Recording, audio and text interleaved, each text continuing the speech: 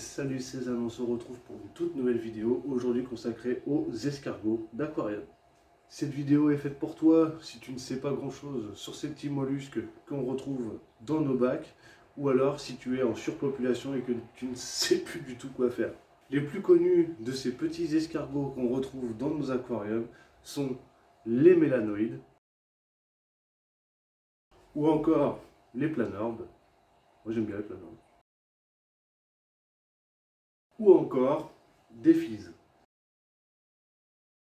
En quantité raisonnable, ces petits pensionnaires sont un bon indicateur des paramètres et l'équilibre de ton bac.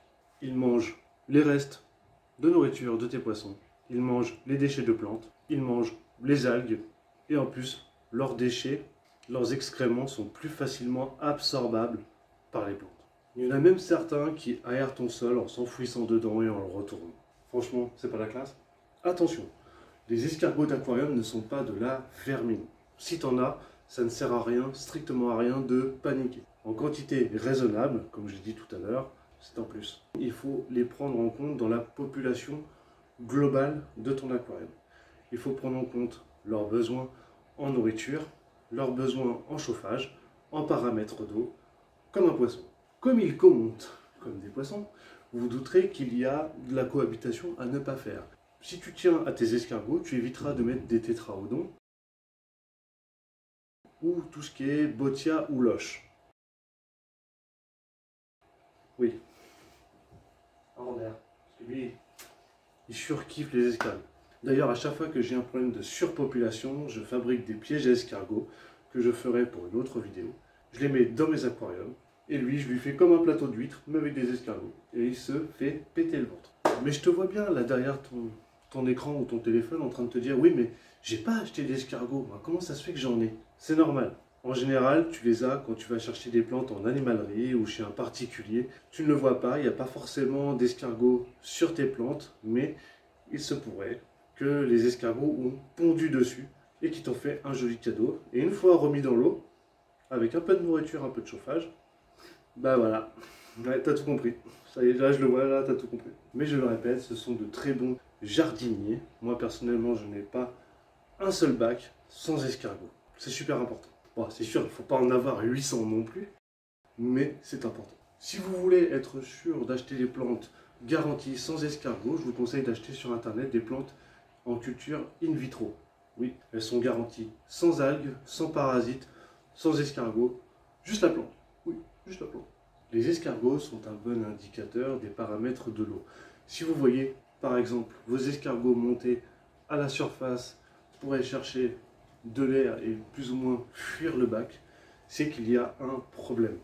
Soit un manque d'oxygène, soit une montée de nitrite. Si tu ne vois pas ce que c'est que les nitrites, je te conseille de regarder ma vidéo « Le cycle de l'azote et compagnie ». Ou simplement un gros déséquilibre des paramètres de ton bac. Si tu es infesté, il y a plusieurs solutions. Tu as le piège à escargot maison, le piège à escargot acheté sur internet si tu as de l'argent à dépenser, ou alors tu as d'autres solutions plus naturelles comme les poissons, oui, comme le botia clown là, que j'ai dans le bac là, de 20 cm, là, qui te les gobe comme si c'était des M&M's.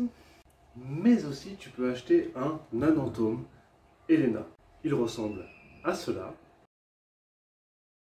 C'est un escargot carnivore, oui, qui mange tous ses petits confrères et c'est même très intéressant à étudier. Et lui, quand il croise un escargot, même s'il est 3 fois plus gros que lui, il va le bouffer. Il va le bouffer. C'est très impressionnant. On en trouve dans toutes les animaleries. Ça peut être une solution aussi, si tu es vraiment envahi. Là, nous avons parlé des plus communs, mais il existe en animalerie ou même sur internet une multitude d'espèces d'escargots. Il y en a pour tous les goûts, pour toutes les formes, pour toutes les couleurs. Vous avez juste à faire votre choix. N'oubliez pas de prendre en considération ses besoins. Parce que bon, ça c'est des petits escargots. Franchement, ils s'acclimatent dans n'importe quoi. Mais les plus gros, genre Tylomélania, Neritina, ils ont des besoins. Donc n'oubliez pas que vous pouvez aussi les chouchouter au même titre qu'un poisson. Et voilà, c'est la fin de cette vidéo. J'espère qu'elle t'a plu, qu'elle t'a appris des choses sur nos amis les gastéropodes. Donc si c'est le cas, n'hésite pas à lâcher un petit pouce bleu, tu t'abonnes à ma chaîne, un petit commentaire, ça fait toujours plaisir. Et moi je te dis à bientôt. Bye!